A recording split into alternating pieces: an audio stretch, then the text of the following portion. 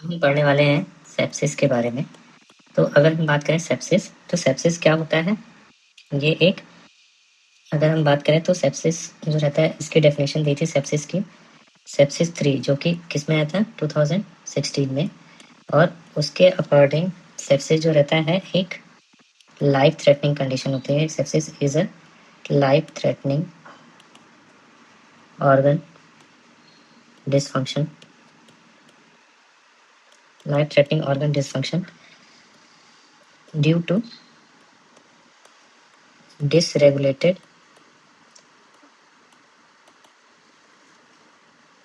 host response to infection। तो sepsis क्या होता है? सेप्सिस की अगर हम बात करें तो ये एक लाइफ थ्रेटनिंग कंडीशन होता है और इसमें बेसिकली ऑर्गन डिसफंक्शन होता है। और क्यों होता है? Because of dysregulated host response to infection. ये सेप्सिस 3 में ये डेफिनेशन दी गई थी जो 2016 में आया। तो अगर हम बात करें सेप्सिस में, तो इसमें जो रहता है, इसके साथ हमें जो रहता है एक और चीज़ देखना होता है, तभी सेप्सिस की जो रहता है क्राइटेरिया फुलफिल होता है। वो रहता है कि there should be increase in SOFA score. और सोफा स्कोर जो रहता है कितना बढ़ना चाहिए? At least more than 2। तो सोफा स्कोर जब मोर देन 2 बढ़ता है बेस लाइन से, तो उसको सेप्सिस बोलते हैं। तो अब बात करते हैं सोफा स्कोर क्या होता है। तो सोफा स्कोर जो रहता है बेसिकली एक स्कोरिंग सिस्टम है जिसमें हम लोग जो हमारी 6 ऑर्गन होते हैं इंपॉर्टेंट, उनको हम लोग देखते हैं। तो सबसे पहले बात करें लंग्स को देखने के लिए, हम लोग रेस्पिरेटरी सिस्टम देखना है तो PaO2 FiO2 चेक करते हैं। फिर दूसरा जो रहता है लीवर के लिए हम लोग बिलिरुबिन चेक करते हैं। फिर तीसरा जो रहता है कार्डियोवास्कुलर सिस्टम रहता है, उसके लिए मीन आर्टीरियल प्रेशर देखते हैं। फिर चौथा रहता है ब्रेन के लिए हम लोग GCS देखते हैं। फिर पांचवा जो रहता है वो रहता है किडनी के लिए हम लोग क्रिएटिनिन देखते हैं। और फिर छठा जो सबसे मोस्ट इम्पॉर्टेंट सिस्टम होता है वो रहता है कोagulation सिस्टम, उसके लिए प्लेटिलेट्स देखते हैं। तो ये जो रहता है इसके बेसिस पे हम स्कोरिंग करते हैं। और ये जो रहता है 0 to 4 स्कोर देते हैं, तो मैक्सिमम स्कोर कितना होगा 24। तो 0 to 24 जो रहता है स्कोर आता है। तो अगर इसमें जो रहता है स्कोर अगर मोर देन 2 अगर बढ़ा तो सेप्सिस कहलाता है। अब सेप्सिस में हमने एक इम्पॉर्टेंट चीज़ देखी कि सेप्सिस के लिए क्या जरूरी है? इन्फेक्शन। तो यूजुअली होता क्या है, अगर हम बात करें कि सेप्सिस के लिए सबसे पहले हमारी बॉडी में इन्फेक्शन होता है। तो बीमारी कैसे प्रोड्यूस होती है? पहले इन्फेक्शन होता है और इन्फेक्शन के बाद जो रहता है सेप्सिस होता है। और सेप्सिस के बाद क्या होता है? सेप्टिक शॉक होता है। और सेप्टिक शॉक के बाद जो रहता है मॉड्स में ऑर्गन चला जाता है। तो अगर हम बात करें सेप्सिस की, तो सेप्सिस में मॉर्टेलिटी अगर बात करें तो 10% रहती है। तो अगर इन्फेक्शन क्या होता है? सबसे पहली बात है इन्फेक्शन। तो इन्फेक्शन जो रहता है अगर हम बात करें इन्फेक्शन की, तो ये रिएक्शन होता है होस्ट टिश्यू का। तो ये क्या है? Reaction of host tissue and इनेट immune system. तो ये क्या होता है? ये एक रिएक्शन होता है, उसी को इन्फेक्शन बोलते हैं। और किसके अगेंस्ट में होता है वो चीज़ इंपॉर्टेंट होता है। तो to the invasion of an infectious agent. तो ये जो रहता है ये इन्फेक्शन कहलाता है। तो इसमें अगर हम बात करें तो इन्फेक्शन होता है, इन्फेक्शन के बाद सेप्सिस होता है, सेप्सिस के बाद सेप्टिक शॉक होता है। सेप्टिक शॉक में क्या होता है कि पेशेंट को सेप्सिस रहता है और प्लस उसके साथ क्या रहता है? हाइपोटेंशन। तो पेशेंट को हाइपोटेंशन हो जाएगा जो कि परसिस्टेंट है, सही नहीं हो रहा है। और पेशेंट को इसलिए जो रहता है कई बार वैसोप्रेशर देना पड़ेगा। तो जो वैसोप्रेशर पे पेशेंट आ जाता है वो सेप्टिक शॉक में चला जाता है। और उसके साथ दूसरा जो चीज़ है वो एक और चीज़ लेते हैं, प्लस जो लैक्टेट का लेवल है वो बढ़ जाता है। लैक्टेट जो रहता है यूजुअली मोर देन 2 मिलीमोल पर लीटर हो जाता है। तो जो इसमें हाइपोटेंशन जो रहता है वैसोप्रेशर कितना देते हैं कि मीन आर्टेरियल प्रेशर जो है मोर देन 65 होना चाहिए, तो मोर देन 65 mmHg, तो ये कहलाता है सेप्टिक शॉक। अब जो मॉर्टेलिटी जो रहता है सेप्सिस में 10% होता है, वो सेप्टिक शॉक में 40% के अराउंड होता है। फिर अगर हम बात करें मॉड्स में क्या होता है, तो मॉड्स में सेप्टिक शॉक के साथ सेप्टिक शॉक जो होगा उसके साथ जो रहता है मल्टीपल ऑर्गन डिसफंक्शन होता है, तो मल्टीपल ऑर्गन में इन्वॉल्व हो जाते हैं, तो इसको बोलते हैं मॉड्स, मल्टीपल ऑर्गन डिसफंक्शन। और इसमें जो मॉर्टेलिटी रेट होता है वो 50% पहुंच जाता है। तो अगर हम बात करें यूरोसेप्सिस का, तो यूरोसेप्सिस क्या होता है, यूरोसेप्सिस भी लाइफ थ्रेटनिंग जो होता है, same life threatening organ dysfunction होता है, mainly dysregulated host respond to infection. और जो इन्फेक्शन का सोर्स होता है, अगर इन्फेक्शन का सोर्स जो रहेगा अगर जीयू ट्रैक्ट से होगा, जेनेटो यूरिनरी रीजन से होगा जीयू ट्रैक्ट, तो उसको बोलते हैं यूरोसेप्सिस। और इसमें मॉर्टेलिटी फिर कहाँ से कहाँ तक वेरी करेगी, 10 से 40% के बीच में, पूरा जो सेप्सिस का लाइन है उसके टोटल उतना वेरी करेगी। तो अब हम आगे बात करें, तो यूरोसेप्सिस में जो बेसिकली हम बात कर रहे थे, तो यूरोसेप्सिस में सोर्स क्या होगा, सोर्स क्या होता है यूरोसेप्सिस में अगर हम बात करें, तो सबसे पहले हम ड्रॉ करते हैं यूरिनरी ट्रैक्ट, तो ये रहा किडनी, फिर ये रहा ब्लैडर,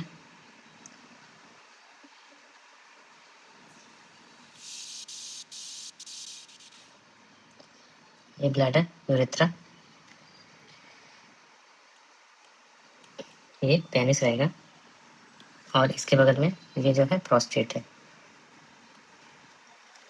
तो यूजुअली क्या रहेगा, कौन कौन से इन्फेक्शन होंगे, अगर हम सबसे पहले अगर हम बात करें किडनी में, तो किडनी में क्या हो सकता है, एक्यूट पाइलोनेफ्राइटिस, एक्यूट पाइलोनेफ्राइटिस हो सकता है। फिर जो दूसरा रहता है एम्फाइसेमेटस पाइलोनेफ्राइटिस हो सकता है।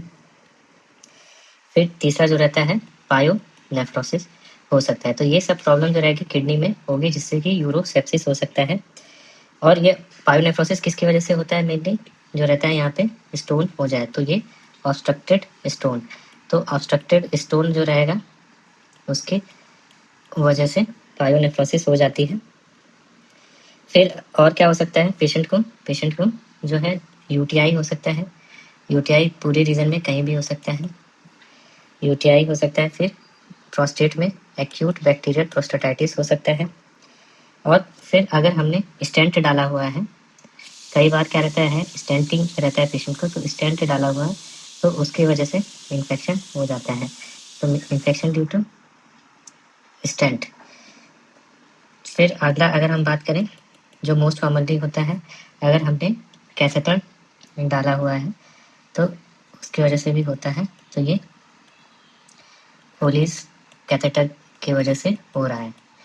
तो ये जो है डिफरेंट इस तरीके से हो सकता है। और जो सबसे मेन इंपॉर्टेंट चीज़ है, अगर कोई सर्जरी कर दे, पोस्ट सर्जरी या इंस्ट्रूमेंटेशन जो रहता है उसके बाद भी हो सकता है। तो इस तरीके से जो पेशेंट है यूरोसेप्सिस में जा सकता है। तो इसलिए इम्पोर्टेंट है क्योंकि यूरो में अगर यूरोसेप्सिस हो रहा है तो हमें सोर्स क्लियर करना रहता है, और सोर्स जो रहता है उसको ठीक करने के लिए हम लोग जो रहता है अलग अलग मेथड करते हैं। जैसे कि अगर हम बात करें ऑब्स्ट्रक्टेड स्टोन है, तो ऐसे में हम क्या करेंगे, सोर्स को क्लियर करेंगे। इसके लिए हम लोग या तो पीसीएम कर सकते हैं या तो डीजे स्टेंटिंग कर सकते हैं, अर्जेंट जो रहता है इमरजेंसी। दूसरा, कई बार किडनी को एब्सेस हो जाता है, तो एब्सेस के केस में हम लोग पीसीएम डाल सकते हैं। तो ये सब जो रहता है सोर्स को क्लियर करना रहता है। फिर जो कैथेटर है इन्फेक्टेड रहता है तो इसको हमें रिमूव करना रहता है in case of euro sepsis. इसलिए सोर्स को आइडेंटिफाई करना जरूर है। अगर ईपीएन हो रहा है पेशेंट को तो हम पीसीएन डालेंगे, या कई बार हमें जो है नेफ्रेक्टमी भी करना पड़ता है। फिर इसी तरीके से स्टेंट इन्फेक्टेड है तो उसको चेंज कर सकते हैं। प्रोस्टेटिक एब्सेस है तो इसको हम लोग जो रहता है टीओआरपी कर सकते हैं या ट्रस्ट गाइडेड ड्रेनेज कर सकते हैं। बेस्ड ऑन द सोर्स हमें जो रहता है यूरोसेप्सिस जो रहता है मैनेज करना रहता है। फिर आगे हम अगर बात करें तो हमने डिस्कस किया कि जो रहता है यूरोसेप्सिस क्या होता है, इन्फेक्शन। हम डिस्कस कर रहे थे इन्फेक्शन, सेप्सिस, सेप्टिक शॉक और मॉड्स। तो सबसे पहले अगर हम बात करें तो ये इन्फेक्शन होता कैसे है, कि इन्फेक्शन हो कैसे रहा है। तो इन्फेक्शन जो रहता है इनिशियली जो रहता है, कोई भी इन्फेक्शन की बात करें तो इन्फेक्शन जो होगा वो कैसे होगा, जब कोई भी बैक्टीरिया वायरस रहता है बॉडी में आता है तो उसे जो रहता है इम्यून सिस्टम आइडेंटिफाई करती है।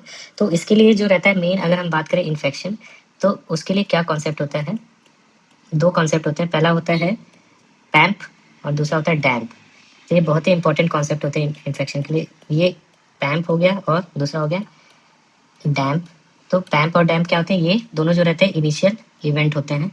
ये इनिशियल इवेंट है, इनिशियल इवेंट। तो इनिशियल इवेंट क्या रहता है, जो बैक्टीरिया हमारी बॉडी में एंटर करता है वो इनिशियल इवेंट होता है। और पैम्प क्या होता है, पैम्प होता है pathogen associated molecular pattern, pathogen associated,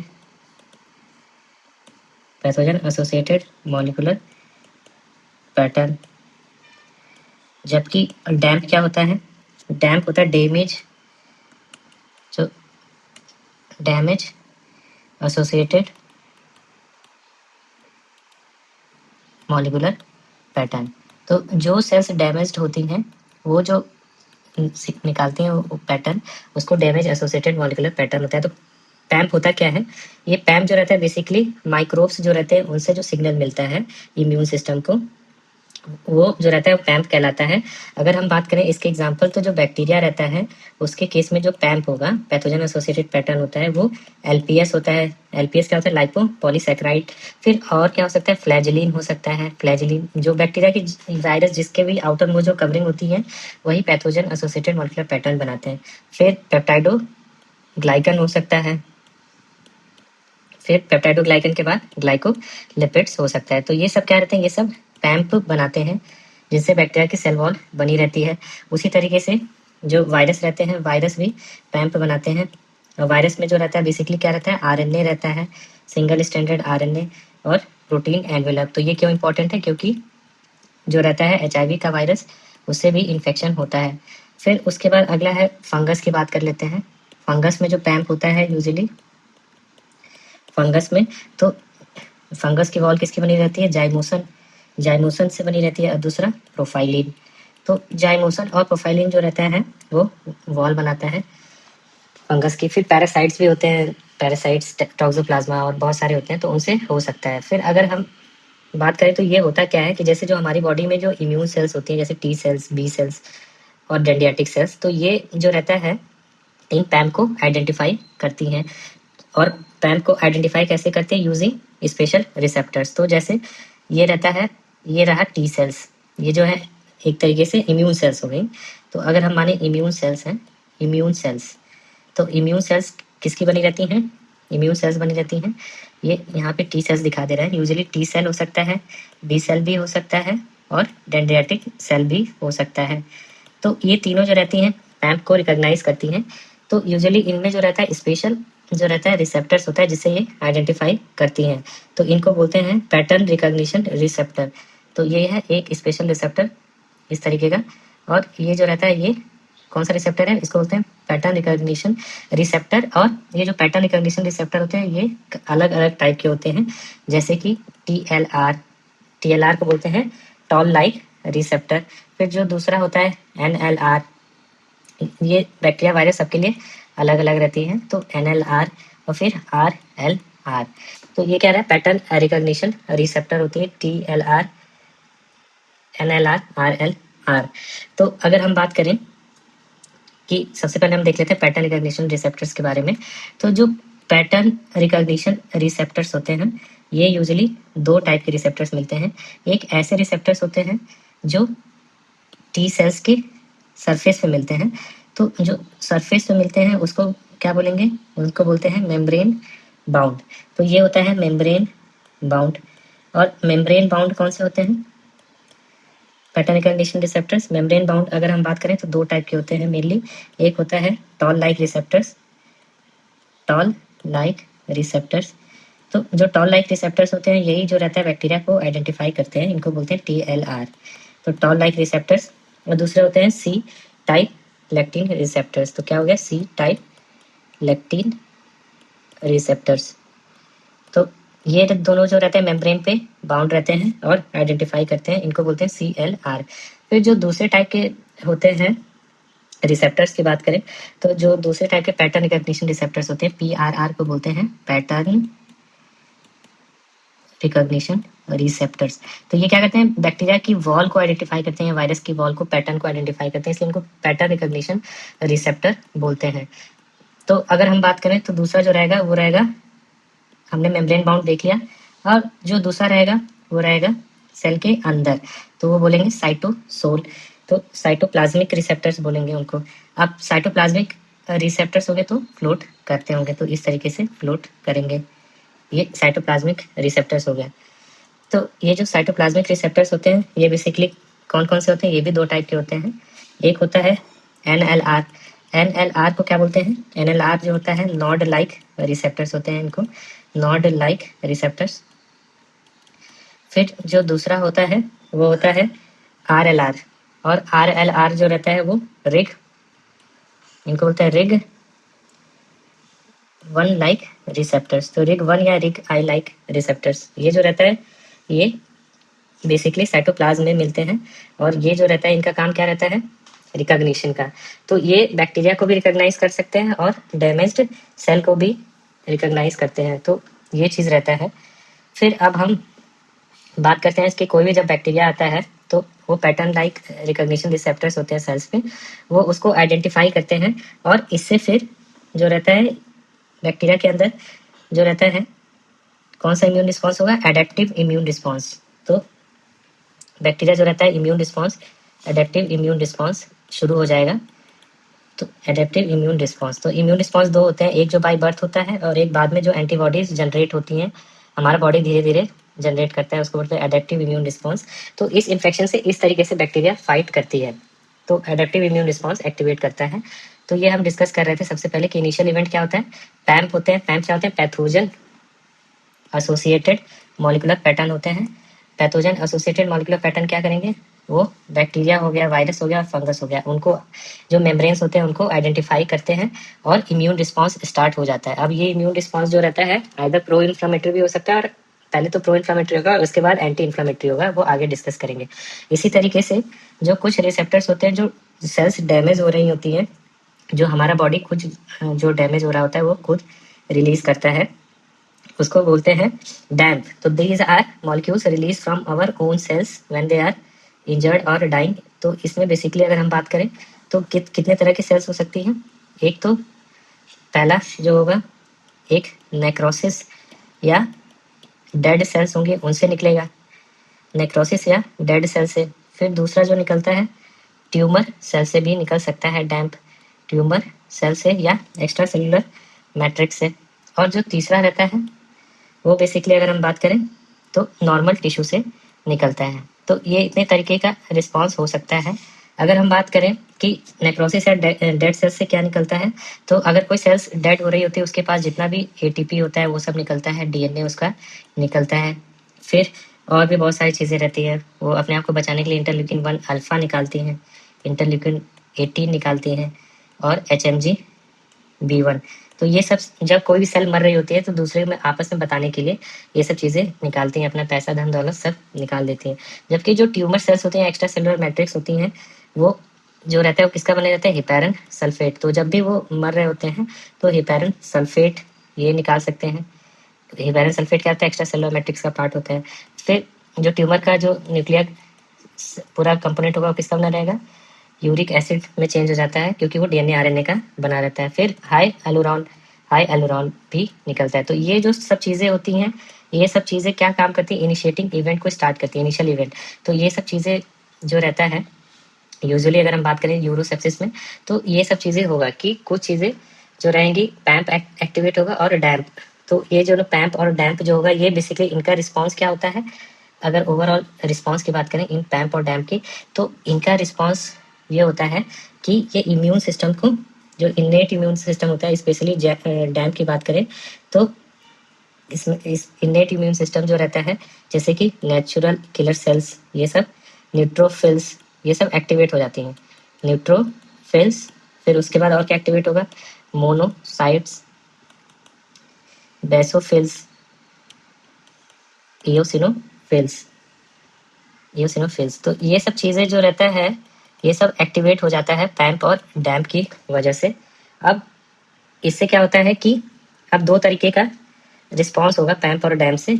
either जो रहेगा, बॉडी हमारी इन्नेट इम्यून रिस्पॉन्स ट्रिगर करेगी। इन्नेट का मतलब होता है कि जो जनरल रिस्पॉन्स होता है बाय बर्थ होता है वो रैपिड होता है, या अगर हम बात करें एडेप्टिव इम्यून रिस्पॉन्स जो बेसिकली पैम्प से एसोसिएटेड होता है, तो उसमें स्पेसिफिक मेमोरी जो रहता है, एंटीबॉडीज रहती हैं, वो सब इंड्यूस होती है, तो इससे हमें इन्फेक्शन से प्रोटेक्शन मिलती है। अब होता क्या है, गड़बड़ी कहाँ पे आ जाती है, तो इसमें अब होता क्या है कि अब इस इम्यून सिस्टम से दो पाथवे एक साथ स्टार्ट हो जाते हैं। तो अब हम अगर बात करें कि पैम्प और डैम्प से क्या हुआ, तो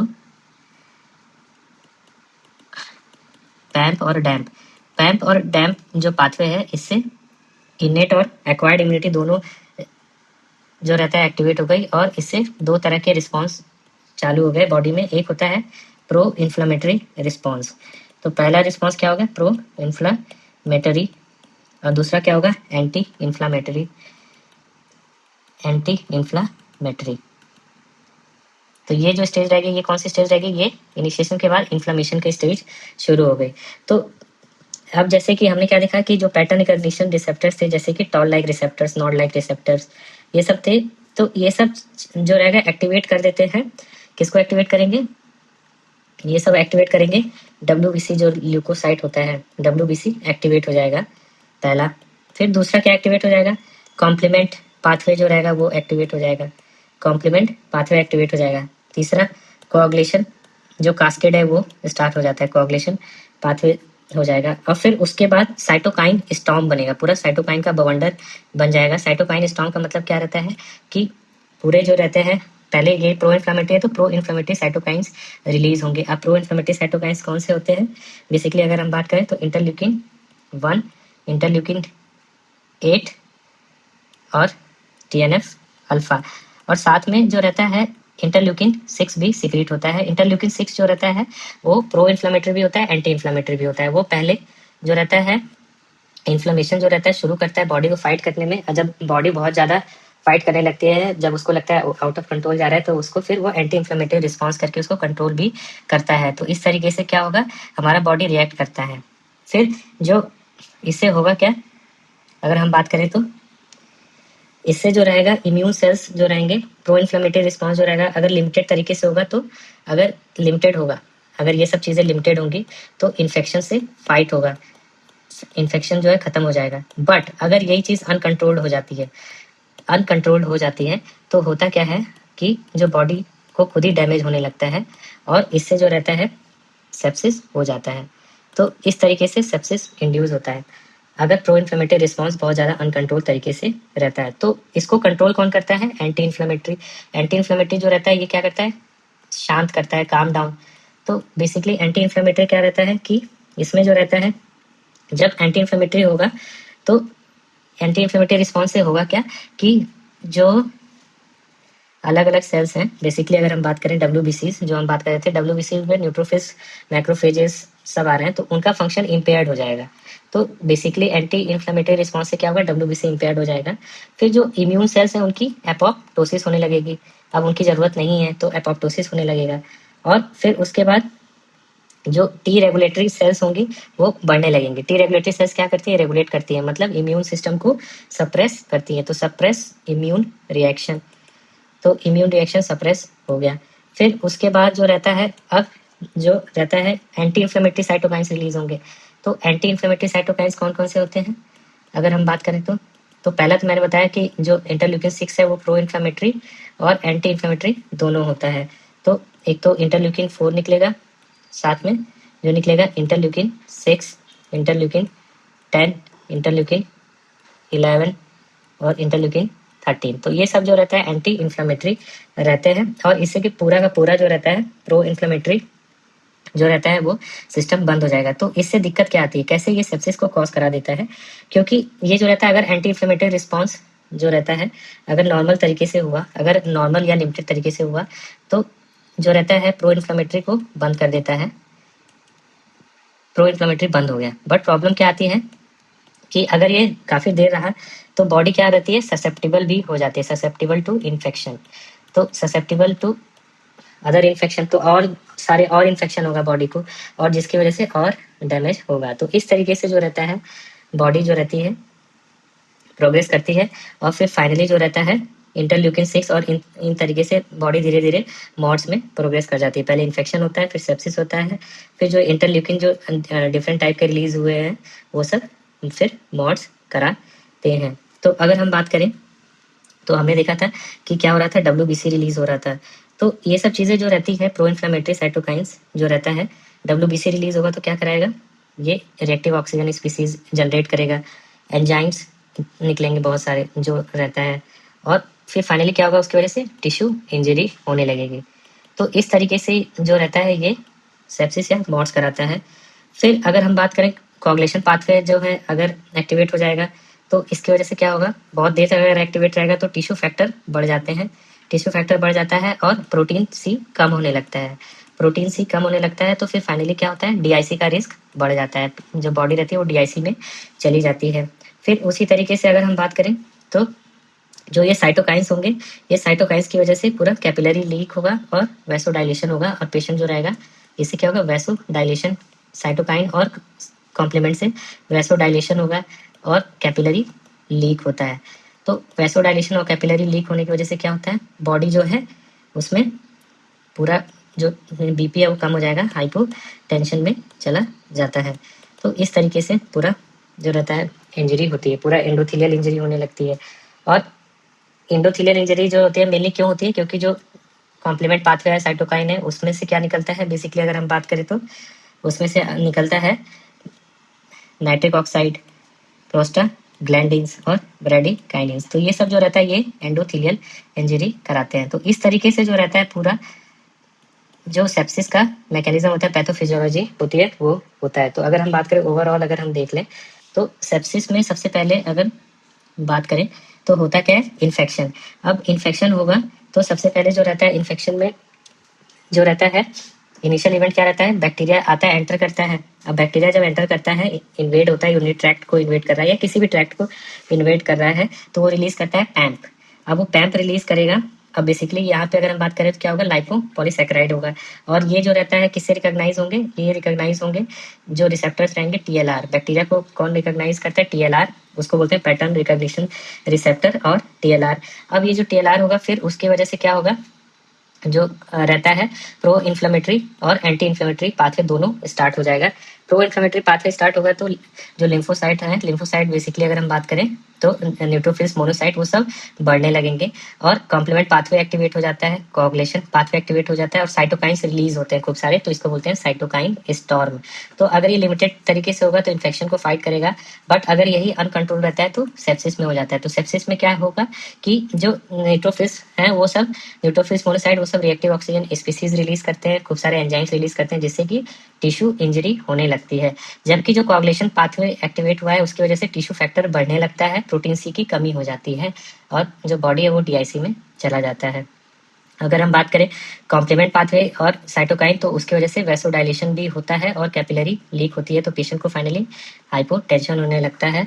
और न्यूट्रोफिल्स की वजह से बहुत सारे फैक्टर जैसे कि नाइट्रिक ऑक्साइड, प्रोस्टाग्लैंडिन्स, ब्रैडिकाइनिन्स, ये सब भी रिलीज होते हैं जो कि एंडोथेलियम को डैमेज करते हैं। तो ये सब ओवरऑल जो रहता है इस तरीके से होता है, और इसमें हमें यूरोसेप्सिस हो रहा है तो सोर्स कंट्रोल करना चाहिए। अब इसको मैनेज कैसे करते हैं, पहले देखा जाए कि सिम्टम्स क्या होते हैं। तो सिम्टम्स पेशेंट जो रहेगा यूजुअली ऐसे केसेस में पेशेंट को हाइपोटेंशन होगा, टिश्यू हाइपोपरफ्यूजन होगा, और पेशेंट कैसे प्रेजेंट करेगा। अगर हम बात करें क्लिनिकल फीचर्स की तो क्लिनिकल फीचर्स में सबसे पहले पेशेंट को क्या होगा, हाई ग्रेड फीवर होगा, क्योंकि जो रहता है साइटोकाइन स्टॉर्म हो रहा है, तो हाई ग्रेड फीवर होगा विथ चिल्स, चिल्स के साथ, और राइगर, चिल्स और राइगर के साथ होगा, तो ये सस्पेक्ट करना है कि पेशेंट को जो है यूरोसेप्सिस है। दूसरा, पेशेंट को पेन होगा, और पेन कहाँ पे होगा, मेनली फ्लैंक में होगा अगर किडनी से रिलेटेड है, या ब्लैडर से रिलेटेड है तो सुप्रा प्यूबिक रीजन में हो सकता है। फिर पेशेंट को जो रहता है डिसयूरिया होता है, और कई बार जो रहती है अर्जेंसी भी होती है। डिसयूरिया अर्जेंसी होता है। पेशेंट को जो रहेगा कन्फ्यूजन और लेथार्जी होता है पेशेंट को, और बहुत सीवियर केस हो जाता है तो पेशेंट को बीपी गिरने लगेगा, हाइपो टेंशन होगा, और बीपी को मैनेज करने के लिए हार्ट जो है काफ़ी तेज़ी से पंप करेगा तो टैकिकार्डिया होगा। फिर पेशेंट को जो रहता है किडनी फेल होने लगती है, ओलिगोयूरिया होता है, और ए न्यूरिया मॉट्स में जाने लगती है, तो ओलिगोयूरिया और ए न्यूरिया होगा। और अगर हम बात करें जब लैब इन्वेस्टिगेशन कराएंगे तो उसमें WBC काउंट बढ़े रहेंगे, इन्फ्लेमेटरी मार्कर जैसे CRP बड़ा होगा, और प्रोकैल्सिटोनिन जो है काफ़ी बड़ा होगा, प्रोकैल्सिटोनिन बड़ा होगा, और उसके बाद लैक्टेट भी बड़ा होगा, लैक्टेट काफ़ी सारा बड़ा होगा, क्योंकि बॉडी जो है मेटाबॉलिक एसिडोसिस में चली जाती है और रीनल फेलियर होता है तो क्रिएटिनिन बढ़ जाता है। तो डायग्नोस्टिक वर्कअप कैसे कराएंगे, तो हम लोग इनिशियली CBC कराएंगे। डायग्नोस्टिक वर्कअप की बात करें तो हम लोग क्या कराएंगे, सबसे पहले CBC कराएंगे। CBC में हम लोग WBC देखेंगे, फिर इन्फ्लेमेटरी मार्कर जैसे CRP, ESR और प्रोकैल्सिटोनिन ये सब कराएंगे। तो ये सब जो रहता है डायग्नोसिस के लिए कराते हैं। फिर आगे जो रहता है लीवर के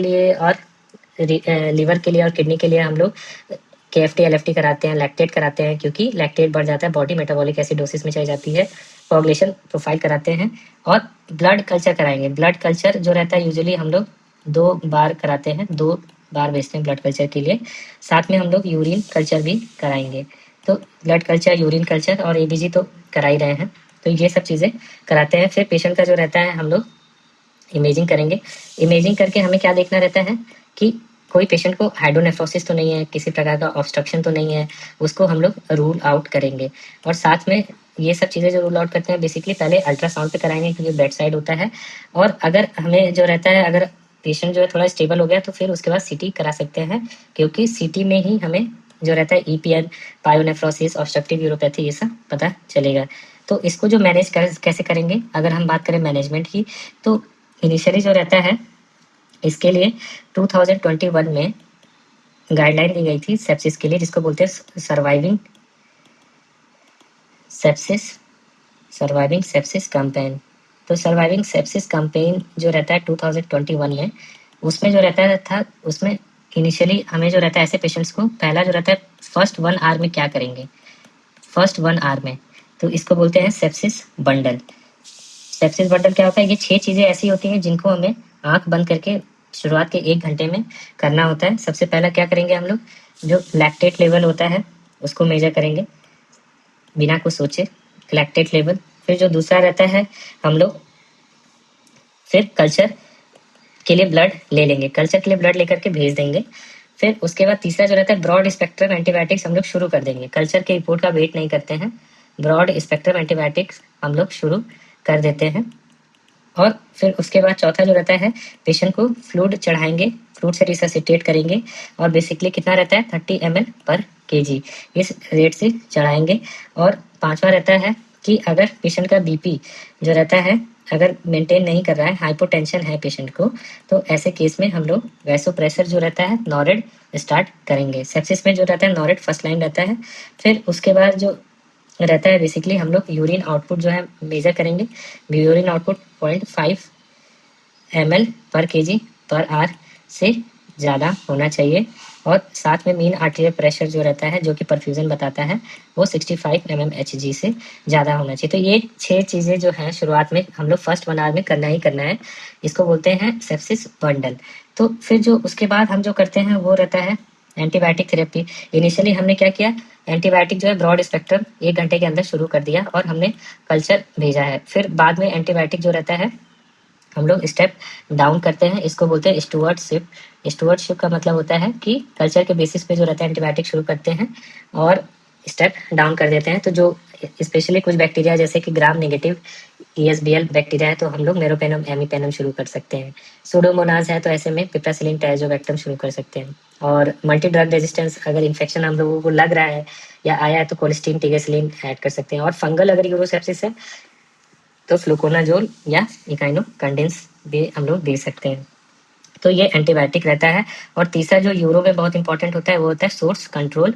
सोर्स कंट्रोल जो रहता है बेसिकली डिस्कस किए कि उसमें जो रहता है अगर किडनी ऑब्स्ट्रक्टेड है तो हम लोग डीजे स्टेंट या पीसीएन करेंगे। अगर पेरिनेफ्रिक एब्सेस है या रीनल एब्सेस है तो उसको ड्रेन करेंगे। प्रोस्टेटिक एब्सेस है तो उसको ड्रेन करेंगे। और कैथेटर है तो उसको रिप्लेस करते हैं। और प्लस अगर पेशेंट ईपीएन है तो ऐसे केस में हमें पीसीएन डालते हैं स्टेबलाइज करने के बाद, अगर जरूरत पड़े तो नेफ्रेक्टमी करते हैं। और जो चौथा चीज होता है मैनेजमेंट में वो करते हैं सपोर्टिव थेरेपी। तो जो हर एक ऑर्गन है, हर एक ऑर्गन उसको हम लोग सपोर्टिव थेरेपी प्रोवाइड करते हैं। जैसे कि हमें बीपी को मेंटेन करने के लिए हमें वैसोप्रेसर देना है। फिर दूसरा जैसे है पेशेंट का अगर किडनी फंक्शन खराब है, काम नहीं कर रहा है, तो हम डायलिसिस देंगे रीनल एकेआई में अगर चला गया है तो। तीसरा जो रहता है अगर ऑक्सीजन रेस्पिरेटरी कोई प्रॉब्लम है एआरडीएस में जा रहा है तो हम लोग जो रहेगा वेंटिलेटर, मैकेनिकल वेंटिलेटर का यूज करेंगे।